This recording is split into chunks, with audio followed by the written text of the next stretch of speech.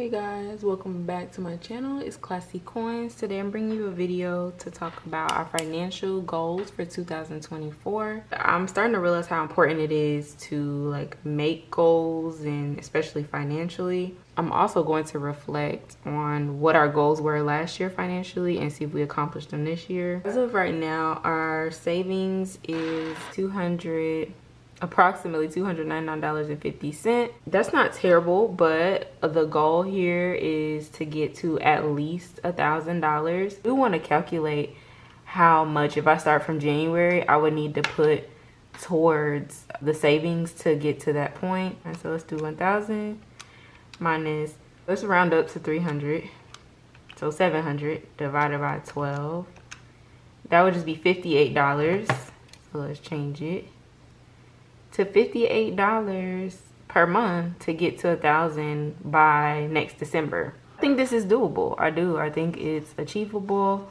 I usually throw like 20 or 30 whenever I can at it. I think that honestly I feel like it should be more, but like I said, my goal this year is to get which we'll move on to, our debt down. And another thing which I'm going to be participating in as far as savings is savings challenges. Thinking about doing a goal of, for the first 6 months of the year, 500, and then the last 6 months, another 500. So, just kind of to reach that $1,000 goal and maybe go over it, because if I do 500 and 500 and I have 3, then obviously we'll go over the goal. But I'm thinking about savings challenges that are this, or making my own so that I could just reach this. I don't know which one I'm going to do yet, but I do want to hold myself accountable by participating in these challenges so that it's, first of all, fun to mark it off and see where we end up, see where we've gotten, see how much we've put in there, and go that way. So like I said, this is the minimum goal, $58 a month, so that we can reach $1,000 by December of 2024. But if we could exceed that and do over 1,000, then that would be great as well.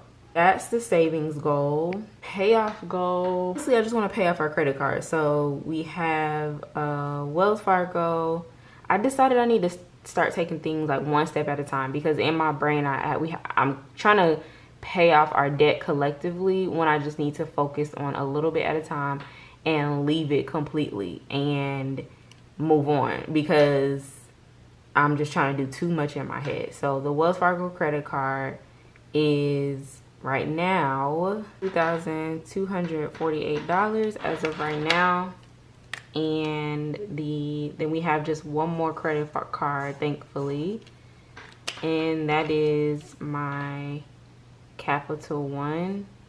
We have had to use it recently, and I'm hoping we don't honestly have to use it again, but until we can get a hold of our money and an increase in our income, because if you watch my last video, we had our last 2 videos, we had a decrease in income. So we can get that back up, we won't have to use it. The balance for that one is currently $1,497. Y'all, I had got this down to 0. I mean 0. It's so sad, but it's cool. It's cool. It's cool. It's cool. Life happens. We in inflation. We just move forward, make it happen. I do want to know the total. So of 2248 plus 1497 is 37. That's it. Wait, 2248 plus 1497 is 3745. The total that we owe for it is, for both credit cards, are $3,745, which, like I said, maybe I'm dreaming small, maybe I'm dreaming big, but I feel like this amount is achievable to pay off. See how much we would need per month to put towards it. But we will start with the lowest balance credit card, because both of us have high interest rates. It might be off by 1%. So we do $1,497 divided by 12. That's $124.75 a month. $124 a month until December. And if we wanted to break this down into 12 months, that'd be 187.33 basically per month. So I'm thinking we might have to just, like I said, depending on where we're at financially, we might just tackle one credit card, and hey, that's better than nothing. If we have a lot more income, then we can tackle both credit cards. You know, it just depends on where we are at, because I'm gonna either way try to do one at a time. I think where I was messing up was like I kept throwing money at different debts instead of just one at a time, trying to be done. You know, I'm thinking about, okay, we need money in the 401k, we need money to pay off debt, we need money to pay savings.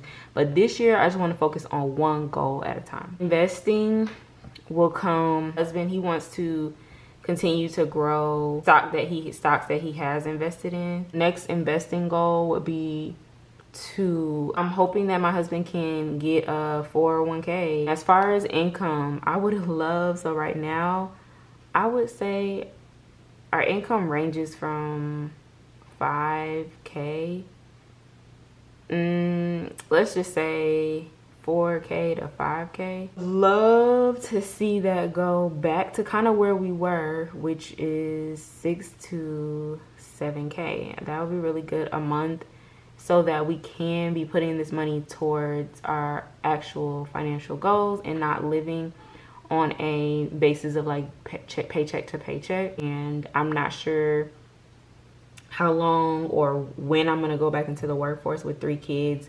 Daycare is just astronomical, so I'm not sure that unless I find a side hustle that I can do and have time for, outside of trying to grow YouTube, you know, it's basically sort of on him at this point. So yeah, bless his soul, he loves us. I don't know, my job has asked me and inquired about me coming back full time, but like I said, I would need childcare to make sense and not be like more than half my check and just be working for a little bit of my check.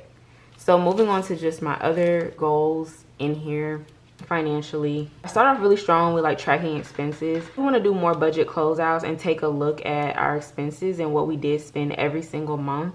So I do want to do that on a monthly basis, because it helps you stay accountable. It helps you realize like what you needed to change, what you could have done better, what you were spending on, where this random subscription might have come from. Like, it makes you really look at the totality of the month and what you need to do, set the tone for the next month. Next thing is decrease eating out. We went to only one time per week, but it fluctuates. So I do want to keep it down to one time a week, where sometimes it's just, especially when we have our baby in April, like it's going to be just so easy to do DoorDash, but DoorDash be having all those fees. So trying to be a little smart and continue to do one time a week. Sometimes, like I said, it is twice or 3 times depending on what's been going on, but I do want to stick to one time. And I already mentioned I do want to do challenges. One of them is no spend.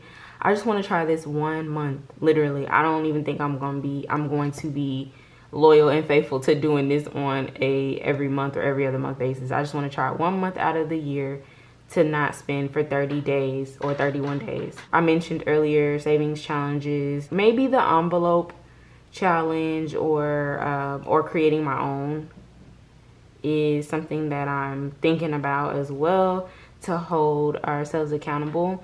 Another thing that I did feel like was helping me, but I kind of stopped doing, was sinking funds. Having 1 to 3 categories, because I don't want to have too many where I'm like, okay, that money could be going towards the debt.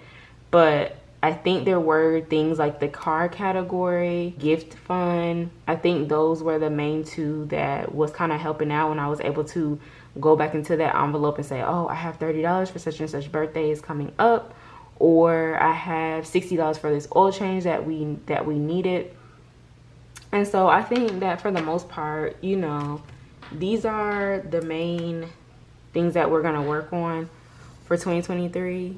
And I really would like to see a little bit more consistency, a little bit more accuracy. The way I'll be tracking expenses is going to be using the Dave Ramsey Every Dollar app, because it's free and it's simple to use.